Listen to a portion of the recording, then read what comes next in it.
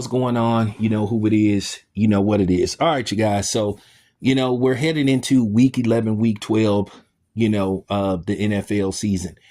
And now the dust is starting to settle. So we have a clear indication of, what's going on the AFC side and then the NFC side.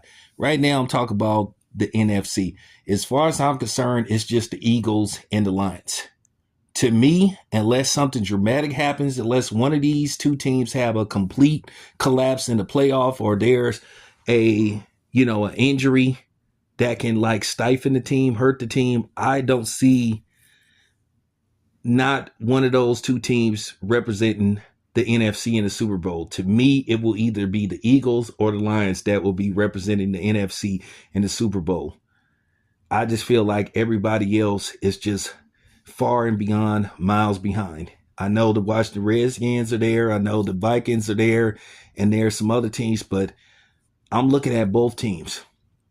The Lions have a very high-powered offense, and they are solid on defense, where the Eagles are very good on defense. I'll have to look and see where the Eagles are ranked in defense, but I'm pretty sure they're ranked pretty high in all-around defense. Very solid. Keep in mind, they upgraded their defense for all intents and purposes of helping Jalen Hurts get to the Super Bowl and win it all.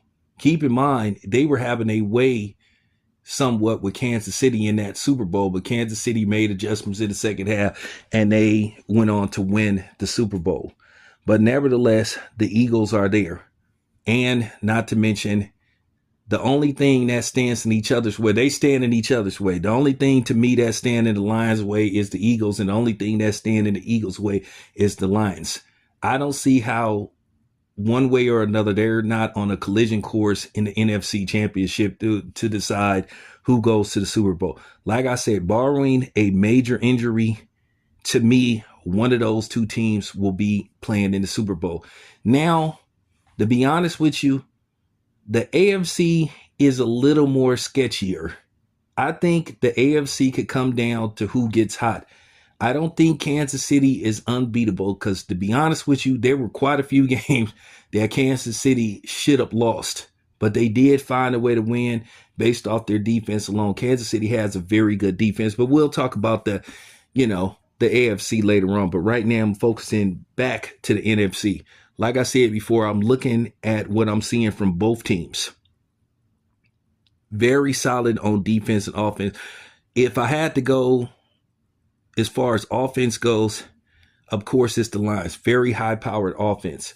And I know people say, well, defense wins championships. But at the end of the day, I will say all you need is that one game where you have an offensive burst and then you can get over the hurdle. You can get over the hump versus a good defense. So I really think in the playoffs, running is going to be very pivotal to those teams, one of those two teams getting to the Super Bowl and winning it all. Do I think either the Eagles or the Lions are good enough to win it all? Absolutely. But it's still more football to be played, a few more games to be played. I think going into week 15 or 16, I think if the Eagles continue to get on the roll and the Lions continue to get on the roll, I think both of these teams need to start just resting their players.